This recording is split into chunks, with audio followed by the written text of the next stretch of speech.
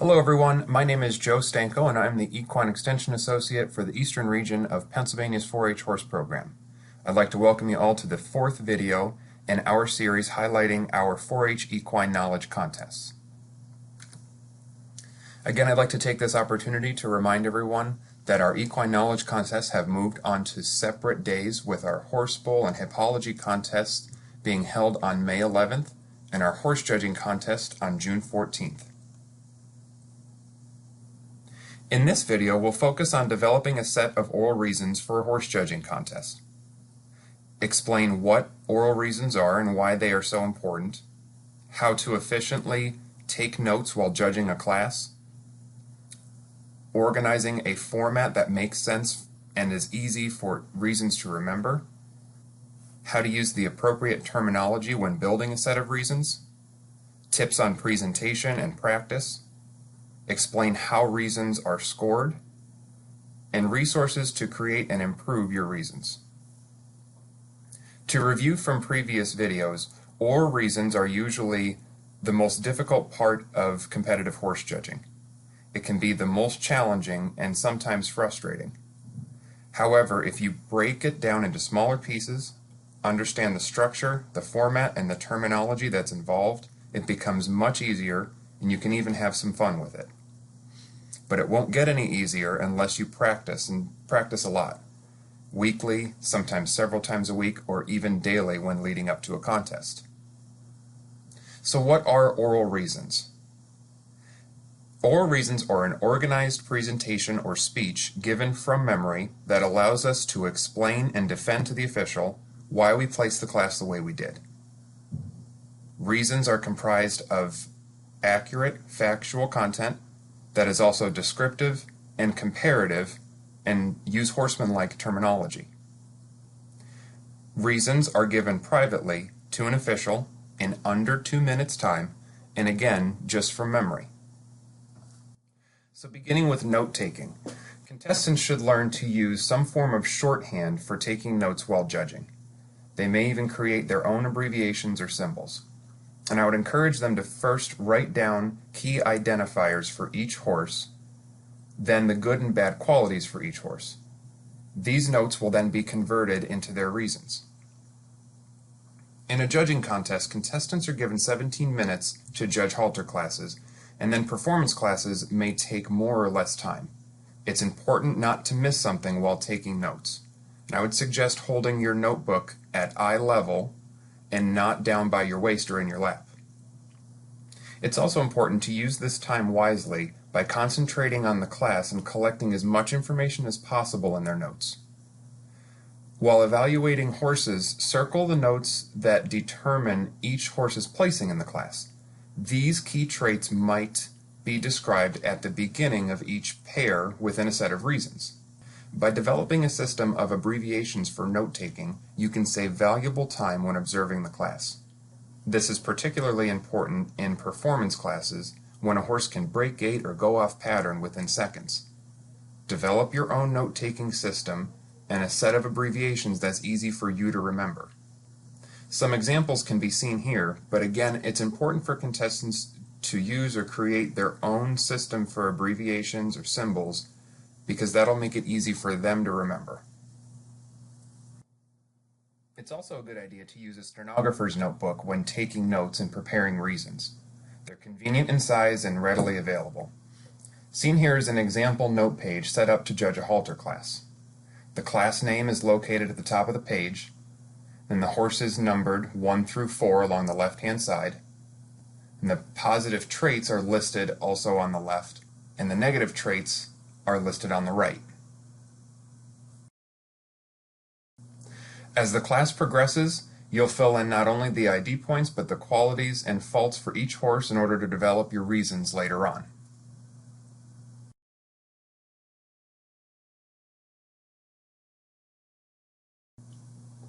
And this is an example of a note page set up for a performance class. Again, the class name is located at the top of the page where it says performance. The horses with ID points are listed 1 through 4 down the left-hand side, and the columns from left to right would represent the 3 gaits in each direction. Walk left, trot left, canter left, and then walk, trot, canter, right. Using a method like this makes it easier for contestants to look back on their notes after a class is complete and recall what happened to each horse and in which direction, and then correctly place those details within their reasons. Performance classes happen fast, and a lot can be going on at the same time. It's important to stay organized and keep accurate records. Oral reasons should be as accurate and complete as possible. Therefore, you should collect as much information as possible about the class when taking notes. However, don't spend more time taking notes than actually looking at the class. Now moving on to the format of your reasons. For placing cuts and oral reasons purposes, each class is divided into the following 3 pairs, top, middle, and bottom. The top pair consists of the first and second place horses, the middle pair consists of the second and third place horses, and the bottom pair consists of the third and fourth place horses. The format of your reasons is a lot like writing a paper. There's an opening statement, a body, and a conclusion. The opening statement begins with announcing how you place the class and possibly stating some of the key criteria that you used when making your decision. The body consists of the comparison between the top, middle, and bottom pairs of horses. Again, explaining why you've placed the first place horse over the second place horse, then second over third, and then third over fourth. And each pair also contains grant statements and criticisms. And I would encourage team members to start very simple. Read and listen to example sets of reasons, study different terminology, and begin by just attempting an opening statement and a top pair, and then build from there. The way in which the boxes are numbered here represents the order in which you would study, memorize, and talk through a set of reasons. This 9-box system helps keep you organized. As shown in an example to the right, each of the 3 pairs are listed, then within those pairs contain positive qualities, a grant statement for the horse placing second within that pair, and a fault or criticism for a horse placing first within that pair.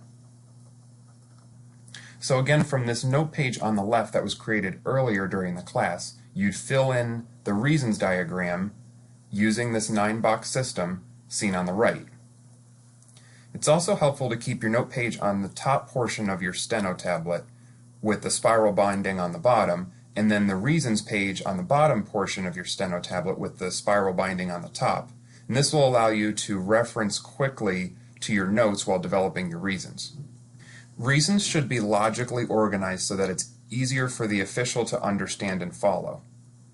Again, the basic content for a set of reasons will include an introductory statement which contains the full class name and the class placing.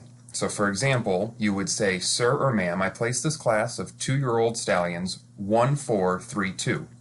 Or you can say, "Sir or ma'am, my preferred alignment of this 2-year-old quarter horse stallions was 1-4-3-2." A combination statement, which is the summary of the priorities used when judging the class, is used to describe only the first place horse. So for example, in the case of my initial pair, I preferred 1/4 as he was more correct in his combination of balance and muscling. So balance and muscling would be the key words used in that combination statement. Then after that opening statement, you would have the comparison of your top pair, middle pair, and bottom pair. A lead-in statement points out major traits that are shared by both horses within that pair. Lead-in statements should be used with combination statements in a top pair and can be used to introduce middle and bottom pairs as well. For example, "Even so, it was 3/4 in my intermediate pair of larger frame stallions." So larger frame stallions would be the quality that those 2 horses share within that middle intermediate pair. Then finally, a closing statement follows the bottom pair of horses and then the fault or criticism of that last place horse. You should again state the name of the class and the way that you chose to place it. So for example, you would say, "Sir or ma'am, it is for these reasons that I place this class of 2-year-old quarter horse stallions 1-4-3-2. Thank you." Next, I'll explain some terminology. Again, the terms used in a set of reasons should be accurate, factual, descriptive, comparative, and horsemanlike. All judging team manuals have great resources for different types of terms, and they're almost always categorized by event and then negative and positive topic matter. Each contestant should develop a system to describe qualities of each horse in the same order within pairs of halter and performance reasons. Try to start each pair with the strongest part of the top horse of that pair. Things that are more important and stand out. After you decide where to start, be systematic with the rest of your terms. For example, you might want to start with a horse's head, then work their way back to the neck, the shoulder, their top line, their croup. Don't start with their head and then move to the hind leg, and then use a term that goes back to their neck, and then a term that goes back to their hip. Write your notes with the same organization that you plan on saying them. And this will make it easier for you to study them and also easier for the official to understand. So terms used in a set of oral reasons should be comparative. Usually they will end in ER. So for example, a neck isn't long, it's longer. You're comparing that horse's neck to the one against it in the same pair, or all of the others in that same class. A horse isn't heavy muscled, but it's heavier muscled than the others. If you come across some terms that you have trouble pronouncing, or if you don't know what that term means, then you just shouldn't use it, or you need to practice saying it out loud in order to improve. Memorize and rehearse your terms like you would say them in your reasons. That way you might already know what you're going to say when evaluating the class and taking your notes. All you would have to do is write down FSH term. This would be a combination term that you would use when viewing a horse from the front, stepping to the side for profile view, and then from behind. And these contain terms that make sense from these different points of view. So it's sometimes referred to as a circle X term, is another combination statement that's a list of qualities that may closely define the ideal for that particular event. This is a group of terms that's easy for you to remember and should only be used when it is completely truthful and relevant to the horse that you're describing. It's a benefit when taking notes. You can save a lot of time because all you would have to do is write down an X with a circle around it, or maybe an abbreviation for the class with a circle around it, or an abbreviation for that term with an X and a circle around it. This is your go-to series of terms that you've already memorized and you can recite with confidence. It's a great way to quickly take a note during a class, and it'll also fast-track your reasons. And listed here are some examples of circle X terms for halter, western pleasure, hunt under saddle, and reining. And these again closely identify the ideal for that particular event. So transition statements, as some are listed here to the left, are connector phrases that are used both within and in between pairs.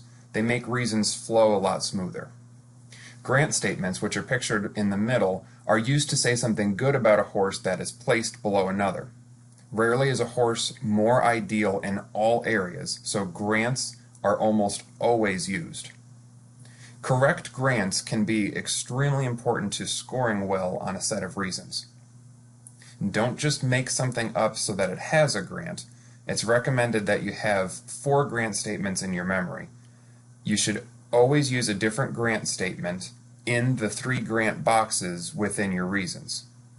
So in the top pair, the grant statement would be in box 2, the middle pair box 5, and the bottom box 8. And if you absolutely see nothing, then you can always say, seeing no obvious grants. Transition statements and grants are both great ways to add some creativity and style into a set of reasons, and it can also help improve your score. So moving on to your presentation. Presentation and the delivery of a set of reasons can greatly influence a contestant's score. An ideal set of reasons doesn't only contain accurate content, but the presentation and delivery is confident and well rehearsed. Some things to keep in mind. Remember, your reasons are always given from memory. You should try to practice out loud as though you're giving them to an official in a contest. Practice in front of a mirror and record and time yourself on video with your cell phone. Take a deep breath before you enter the reasons room. Be there on time with confidence, and the official will usually signal you to begin. You should stand square or with one foot slightly in front of another, and your feet should be about a shoulder's width apart. Keep your hands either behind your back or down by your side. You should stand about 8 to 10 feet away from the official, depending on the size of the room and the strength of your voice. And talk louder than a conversational voice, but try not to shout. You should talk with some conviction and sincerity, but not too rapidly. Also talk with some inflection and variation in your voice to emphasize your point. And finally, you should do your best to try to look the official square in the eye. Don't let your eyes wander. Your words are not going to be on the floor or on the ceiling. Vision the horses as you saw them and tell them what you see. So the criteria that officials use in order to score a set of reasons is the relevancy, accuracy, organization, terminology, and presentation. For relevancy, reasons should reflect the actual differences in horses in each pair and should consist primarily of those points of comparison that are significant in placing that pair. You should never give a canned set of reasons in which you memorize a full set of reasons and give that same set of terms for every class, regardless of the relevancy to those terms and to those horses. So accuracy. Accuracy is the truth and maybe the most important part of your content. Giving false information is one of the highest faults in oral reasons. An accurate set of reasons should receive a high score regardless of the contestant's placing score. Organization is the format. Styles of reasons, they're going to vary with individual personalities, but all reasons should be well organized and systematic. The basic approach is the comparison of the horses in 3 pairs, top, middle, and bottom, with an introduction, naming the class and your placing, and a closing statement. And again, descriptions of the horses in each pair should be comparative and focus on why in that pair one was placed above another. And terminology. Terms used in oral reasons to discuss horses or horse performances should reflect terminology commonly used by horsemen. And again, this should be comparative terminology. These are words that end in ER or EST. And finally, presentation is determined by the way in which contestants present themselves when giving oral reasons. Oral reasons should be presented in a poised, confident, and convincing manner and a relaxed conversational tone. There shouldn't be any long pauses, and reasons should not last longer than 2 minutes. So oral reasons are scored on a scale of 0 to 50. Reason scores can be reflective of organization, relevancy, accuracy, terminology, and presentation of reasons, regardless of the student's placing of the class. A bad placing of a class doesn't automatically result in a low reason score. If horse judging contestants see the differences in horses and reflect those differences accurately in their reasons, they won't be penalized in their reason score, because the emphasis for placing the horses was different than the officials. Placing scores will adequately reflect an incorrect emphasis on placing, so therefore contestants will drop points in their placing score, determined by the cuts of the class. This scale shows what will constitute a range of reason scores. If a contestant earns a 0, they didn't physically show up to the reasons room. If they score 1 to 25, that would be poor. They did show up, but they just didn't put forth much effort. 26 to 30 would be below average. They're starting to show some effort, but maybe didn't care too much or lacked a lot of detail. 31 to 35, again, is below average. It's starting to sound like a set of regions, but the detail is missing. 36 to 40 might be an average range. It's a complete set with grants and some presentation and style. 40 to 45 is above average to good. This is a complete set of reasons. It's good presentation, it's accurate content description and comparison of the horses in that class. And then 46 to 50 is good to excellent. They've got transition statements, they're creative, they're accurate, they've got great presentation, delivery, some style. A contestant who is reasonably well prepared and gets through a complete set of reasons shouldn't receive a score less than 25. So a little bit about reasons penalties. Remember, reasons should be given in under 2 minutes. There will be a timekeeper in the room with the official, and any set of reasons delivered over the allotted time will have points deducted from the final score as shown here. 1 minute and 30 seconds should be a sufficient amount of time for a good set of oral reasons if you stay organized.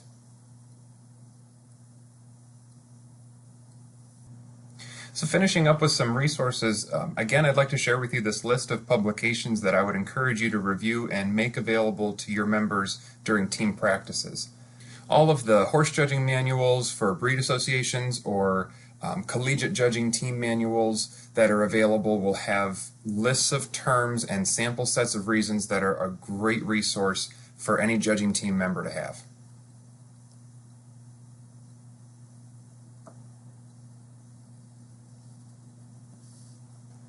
I'd also like to direct you again to our 4-H Knowledge Contest public box folder. We're in the process of developing this box folder, and it will have lots of different materials available for volunteers, coaches, members, and anyone who's interested in horse judging. This is a great resource for a team who's just getting started, and we'll keep continuing to add more into this folder. Once again, I'd like to thank Megan Carroll, the 4-H educator from Luzerne County, for helping us get this started and providing some of the materials that are available. There's also going to be a live knowledge contest question and answer session offered on Wednesday, March 27th at 6:30 p.m. in a Zoom meeting room. This is a great opportunity for any educators, volunteers, coaches, or team members to log in from home or their county extension office and ask questions about any one of the 3 knowledge contests that we offer. And of course, if you have any questions about this material, please don't hesitate to reach out to myself directly or any one of us that you see listed here. If your county or your club currently has a team, or if you're interested in getting one of these teams started, please contact your 4-H club leader, your extension educator, or again, you can reach out to me directly and learn how. Thank you all for watching, and good luck.